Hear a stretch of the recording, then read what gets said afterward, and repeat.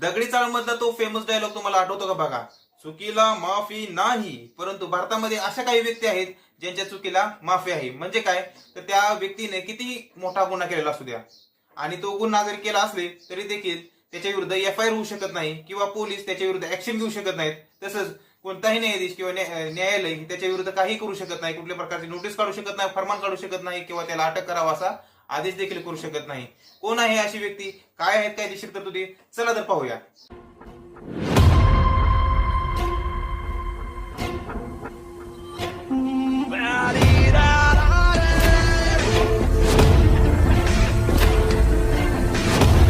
नमस्कार, man with multi talent या YouTube channel मध्ये आपल्या सर्वांचं स्वागत आहे. आपल्या भारत देशामध्ये दिवाणी कायदा हा प्रत्येकाचा वेगळा आहे. म्हणजे पर्सनल लॉ जो आहे तो सगळ्यांचा वेगळा आहे. त्याच्या अंतर्गतच म्हणजे प्रत्येक धर्माचा हा त्याचा वैयक्तिक एक पर्सनल लॉ आहे आणि त्याच्या अंतर्गत त्याचं कार्य चालत असतं. पण जो फौजदारी कायदा आहे तो सगळ्या जाती धर्मांसाठी सेम आहे, सगळ्यांना लागू आहे आणि समान पद्धतीचा आहे. म्हणजे एखाद्या व्यक्तीनं एखादा जर गुन्हा केला त्याची शिक्षा त्या व्यक्तीला जेवढी मिळणार आहे तेवढीच दुसऱ्या धर्माच्या पण व्यक्तीला तेवढी शिक्षा आहे. त्यामुळं फौजदारी कायदा हा इक्वली सगळ्यांना लागू आहे. परंतु भारतामध्ये अशा काही व्यक्ती आहेत ज्यांच्यावरती फौजदारी कारवाई होऊ शकत नाही. याबाबतची आपण माहिती या व्हिडिओमध्ये घेत आहोत. मग तुमच्या मनामध्ये प्रश्न येतो पहिला की असा कोणता व्यक्ती असेल, मग तो व्यक्ती प्राईम मिनिस्टर असेल का? तर उत्तर आहे नाही.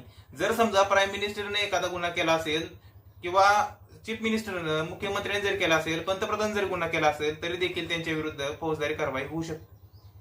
मग त्यासाठी जरी प्रोसिजर थोडीशी वेगळी असली, थोडीसं प्रूफ वगैरे बघितलं जात असेल किंवा त्यामध्ये सत्यता पडताळली जात असेल, एवढं सगळं होऊन देखील त्यांच्या विरुद्ध एखादा फौजदारी गुन्हा जर दाखल करायचा म्हटला तरी देखील होऊ शकतो आणि असा गुन्हा यापूर्वी देखील दाखल झालेले आहेत.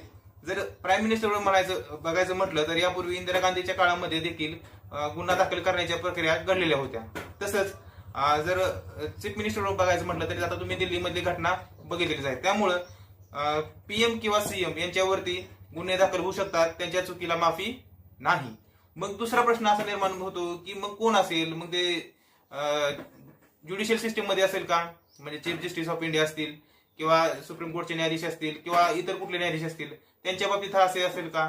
तर त्याचंही उत्तर नाही आहे. त्यांच्या विरुद्ध जरी गुन्हा दाखल करायचा म्हटलं तरी देखील त्यांच्यावरती एफआयआर करता येते. त्याची प्रोसिजर वेगळी आहे. काही गोष्टीच्या चाळणीमधून ती पास होऊन ती तक्रार ही गेली पाहिजे आणि त्यातून मग त्यांना जर योग्य वाटलं तरच त्याच्यावरती गुन्हा दाखल होऊ शकतो.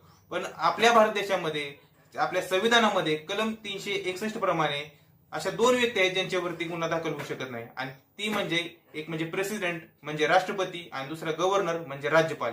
या दोघांवरती त्यांनी कुठल्याही प्रकारचा किती